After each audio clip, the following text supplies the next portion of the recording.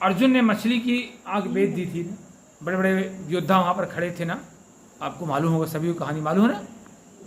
क्या कारण था? क्या कारण था? ध्यान, एकाग्रता, और कोई दूसरा कारण ही नहीं था। उसने गुरु जी के पास उसने एकाग्रता का अभ्यास किया था।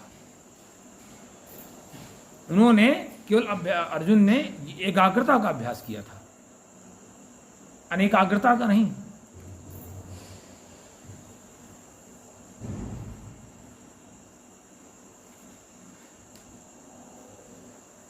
हमने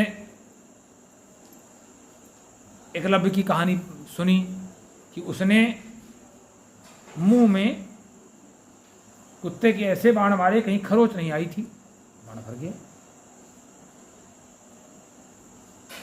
भगवान राम के बारे में पढ़ते हैं कि खरदूषण के युद्ध करते समय भगवान राम के इतना बड़ा युद्ध हो गया और कहीं खरोच नहीं आई। रामम चाव्ययम दृष्टवा तुतोष जनकात्मजा। भगवान के तो खरोच नहीं आई, कैसे बचा ले गए होंगे अपने को? ये भी एकाग्रता तपस्या का आधार है, ये भी एक केवल तपस्या का आधार है। तो आखिर हम लोग ऐसा क्यों नहीं करते हैं? आपको अध्यापक, हालांकि दायित्व अध्यापकों का बनता है, आचार्यों को बनता है कि निरंतर आपको करते नहीं। कब तक करेंगे वो? जब तक आपके अंदर नहीं होगा। सारा दोष आचार्यों का नहीं है। अगर हम नहीं सीख पा रहे हैं तो हमारी पात्रता में कमी है। वर्षा बराबर होती है। एक व्यक्ति ने बर्तन को ऐसे रख दिया, उसका बर्तन भर गया। एक व्यक्ति ने क्या किया? वर्षा होती है, एक ने पात्र को अपने ऐसे रख दिया, उसका भर गया। एक ने पात्र को ऐसे रख दिया, भरेगा उसका? नहीं भरेगा। अब आप लोग विचार करिए कि गायत्री कवच पढ़ रहे हो, इतना महत्वपूर्ण स्तोत्र। कवच का अर्थ क्या होता है? एक ऐसा उपकरण, एक ऐसा यंत्र जो हमको ढक लेता है। एक ऐसा उपकरण, एक ऐसा यंत्र, जैसे युद्ध में आप लोगों ने कभी देखा होगा ना, एक जालीदार कवर पहनते थे योद्धा लोग। उसको संस्कृत में कहते हैं, एक और नाम कहते हैं तनुत्राण। क्या कहते हैं? तनुत्राण उसका नाम है। आवरण, कवच, रक्षक, शील्ड, ये नाम है। बैठो। अब इतना महत्व कवच, ये तो सिद्ध हो गया ना कि रक्षा करने वाला कोई अच्छा उपकरण। और आप इतना महत्वपूर्ण स्तोत्र पढ़ रहे हो, गुरु जी ने बताया था ना, देवे मंत्रे तथा तीर्थे देवज्ञ भेषे गुरु यादृशी भावना यस्य सिद्ध भवितादृशी। बताया था ना, देवता के प्रति ये मंत्र है, ये मंत्र है जो पढ़ रहे थे। आज तुम लोगों को सुलभ है इसलिए इसका महत्व नहीं समझ में आ रहा। जो लोग पीड़ित हैं उनके पास जाओ, जो लोग दुखी हैं, वो कोई जो पीड़ित हैं उनसे पूछो, उन्हीं की भीड़ आ लगती है। जिन्होंने इसको महत्व नहीं दिया, यानी भगवान साक्षात परमात्मा चिल्लाए कह के चले गए हैं कि भैया किसी के यहाँ जाने की जरूरत नहीं है। सिर्फ भागवत में बार बार लिखा हुआ है कि साधक अपने आप को और अपने स्थान को स्वयं तीर्थ बना सकता है, तीर्थीकृत। साधना में इतनी सामर्थ्य होती है, कहीं किसी तीर्थ में जाने की जरूरत नहीं है। वो अपने स्थान को ही तीर्थ बनाएगा। उन महापुरुषों ने जिन तीर्थों में हम भटक रहे हैं, उन महापुरुषों ने भी उसको तीर्थ बनाया है। साधना, मैं गलत कह रहा हूं? आप बताइए। उन महापुरुषों ने भी साधना करके ही उसको तीर्थ बनाया है। बिना साधना के कैसा तीर्थ? हाँ, जहां हम भटकते हुए घूम रहे हैं, ऐसे भटक रहे हैं, किसी आशीर्वाद की अपेक्षा कर किसी से हाथ फैला रहे हैं, कुछ नहीं कोई कर सकता जब तक आप नहीं करेंगे। उद्धरेदात्मनात्मानं नात्मानं बहुसाधयेतात्मैवात्मनो बन्धुयात्मैवपुरात्मना, भगवान का वाक्य है। अपना उत्थान स्वयं करना पड़ता है, अपनी लालच को स्वयं रोकना पड़ता है, अपने चिंतन को स्वयं ठीक करना पड़ता है, अपने कर्मों को स्वयं ठीक करना पड़ता है। साक्षात परमात्मा खड़ा है वहां पर, साक्षात परमात्मा खड़ा है, राम। और जिस समय बाली का वध हो रहा है, वो बाली भी यही कह रहा है, यही जोनि जन्मों कर्म बस तहाँ राम पद। वो उसको भी अभी संदेह है, ये नहीं पता है कि भगवान मेरे सामने खड़े हैं तो मैं वहाँ सम्राट, अगले जन्म में सम्राट हो जाऊंगा या त्रैलोकपति हो जाऊंगा। कर्म योग वहां पर कह भैया मैंने जैसा कर्म किया होगा, भले ही आप खड़े हैं, लेकिन यही जो जन्मों कर्म बस नहीं कह देता कि अब आप तो मेरे सामने खड़े हैं, अब तो मैं सीधे वहीं पहुंच जाऊंगा। ना ना ना, कर्म वहां भी लागू है। कर्म वहां और मन से, वाणी से, इंद्रियों से, शरीर से जो कुछ एक्टिविटी की जाती है उसका नाम कर्म है। आप मन से किसी का सोच लीजिए, जो कुछ आप सोचेंगे,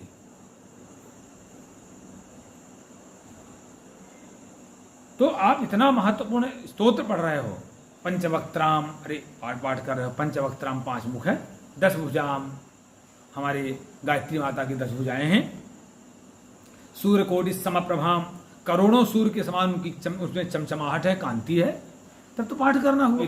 सावित्रीम ब्रह्मवरदाम, हाँ, चंद्रकोटि सुशीतलाम, करोड़ों, अगर उसमें करोड़ों सूर्य के समान, देखिए करोड़ों सूर्य के समान अगर प्रभा है तो करोड़ों चंद्रमा के समान शीतलता भी है।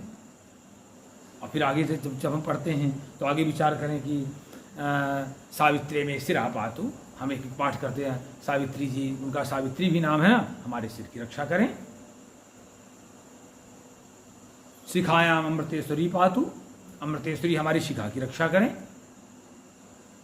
और हम लोग परिश्रम कर रहे हैं, आचार्यगण परिश्रम कर रहे हैं, और आप लोगों को दुर्भाग्य कि आप लोग ऐसे, परम दुर्भाग्य है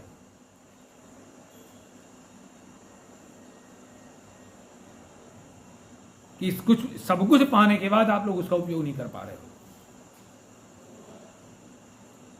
सुगम उपाय पाएबे केरे, न रहत भाग्य देहि बटवेरे, गोस्वामी जी ने लिख दिया है, पाने वाले के लिए सुगम उपाय है, जो पाने वाला है पात्र है, लेकिन न रहत भाग्य, भगवान ने मैंने उसने अपने कर्म को मूसल एक कुचल रखा है, हत भाग्य को मार डाला है, देही भटक रहा है, देही भटवेरे, इधर उधर भट रहा है, कहाँ मिल जाए कहाँ मिल जाए, कहाँ से मिल जाए, अब आधे भटकोगी, बाद में भटकोगी, यहाँ से मिल जाए।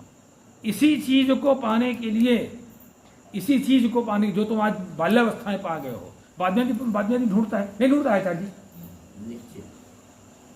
बहुत ढूंढता है, वही उन्हीं की भीड़ लगी है, जाके पहुंच जाओ, और दूसरे की नोट लगी है। और अगर ये सही ढंग से साधना करते होते, इतना तो बलपुष्ट होता, कहीं नहीं जाते, कहीं नहीं जाते। ऐसे लोगों की भीड़ लगी जिन्होंने बाल्यावस्था में कुछ नहीं किया। प्रथमे नार्जितम विद्या, द्वितीयम नार्जितम धनम, तृतीयम नार्जित, तोता वाली कहानी आती है कि तोते को एक ने पाल रखा था और सोचा था कि मैं इस तोते को पढ़ा करके सब जगह भेज दूंगा कि भैया बहेलिया आता है, जाल फैलाता है, दाना बिखेरता है, फंस न जाना। पाला उसने कहा, वो गया तो उसको देख देख के सब लोग सीख गए, लेकिन फंसे थे सब जाल में। एक व्यक्ति को दया आई, उसने सोचा कि मैं जो है एक तोता, एक बहेलिया को देखा कि सारे जाले फंसा के ले जाता, बेचता उनको पकड़ पकड़ के। उसने सोचा कि मैं एक तोता पाल करके और उसको पढ़ा के जंगल में भेज दूंगा, और जंगल में भेज दूंगा कि जो बहेलिया आता है जंगल में, दाना बिखेरता है, जो जाल में मत फंसना, तो ये सबको सिखा देगा। वो गया, अब तोता को पढ़ा के सिखा दिया, उसे सबको तो पढ़ा दिया, लेकिन जो सोचा कि देखा कितना क्या किया है इन्होंने, तो गए तो देखा सब लदे थे वही बहेलिया के, और सब चिल्ला रहे थे, बहेलिया आता है, दाना बिखेरता है, जाले मत फंसना, सब बस वही है। उससे ज्यादा कुछ नहीं इनकी वृत्ति है आज की तारीख, अभी की, आज की डेट में, अभी की तिथि में, बस कल से बदल जाए भले आ जाए, आज की तिथि में अभी इससे ज्यादा कुछ नहीं इनके पास। मैं तो देखा हूं ना, मतलब इतना महत्वपूर्ण, जितना सम्मान से पढ़ना चाहिए गायत्री कवच को, और किस तरह पढ़ रहे हैं। एक वहां चिल्ला रहा है, दूसरे चिल्ला रहे हैं, बस हो गया, पढ़ना हो रहा है, क्या मतलब है। एक चिल्ला रहा है और दूसरे उसको उसी तरह से चिल्ला रहे हैं, जिस तरह न वो बता रहा है, न आचार्य जी बता रहे हैं कि भाई भाव से देखिए, समझिए इस भाव, बस इतनी है। तो मुझे लगता है कि आप पूछ लीजिए, मौन भोजन कराते हैं आप यहाँ, रोज शपथ कराते हैं आप देख लीजिएगा। अभी एक दिन के लिए छोड़ दिए, किन में शपथ के संस्कार पड़ गए हैं, आप बताइए, इससे ज़्यादा मेहनत कौन करेगा। आप नित्य शपथ कराते हो कि हम मौन भोजन करेंगे, आप इनमें साथ ईमानदारी से उठा लीजिए, पूरी निष्ठा के साथ। किन में संस्कार पड़ गए हैं बताइए, हाथ उठाएं, किनमें संस्कार पड़ गए कि अब मौन, इस प्रतिज्ञा के, इस शपथ के, बताइए। बोलिए। राम ने रावण को अधमरा करके छोड़ दिया, कहें जाओ जाओ, फिर तैयारी करके आना। बहुत अच्छा श्लोक वाल्मीकि ने लिखा है, बहुत अच्छा श्लोक लिखा है, प्रया ही जाना, कहें जाओ फिर तैयारी करके आना। इसी का नाम है दुर्दशा, इसी का नाम है दुर्दशा। इससे इतना परिश्रम, इतना हम लगन से, लेकिन दुर्भाग्य आपका इतना डंडा ले खड़ा है कि आप में संस्कार नहीं बन पा रहे हैं अच्छे बनने के। इसी का नाम है दुर्दशा। हम लोग फलाहार लेते हैं तो चाहे बोल दें, लेकिन अगर भोजन लेंगे तो मौन ही रहेंगे।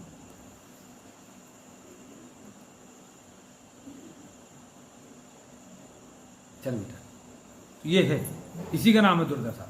अच्छा, ये भी अगला अभी तो हम लोग करेंगे ना, अभी ये भी हम प्लान बनाने वाले हैं कि जब छुट्टी में जाएंगे आप, घर वालों को दायित्व देंगे कि भाई आप संध्योपासन का वीडियो हमारे पास प्रतिदिन आना चाहिए, और आप छोड़ दीजिए, यहीं छोड़ दीजिए। कल से आप ध्यान दीजिए, आप देख लीजिए किनके संस्कार हुए हैं। इसी का नाम है दुर्दशा।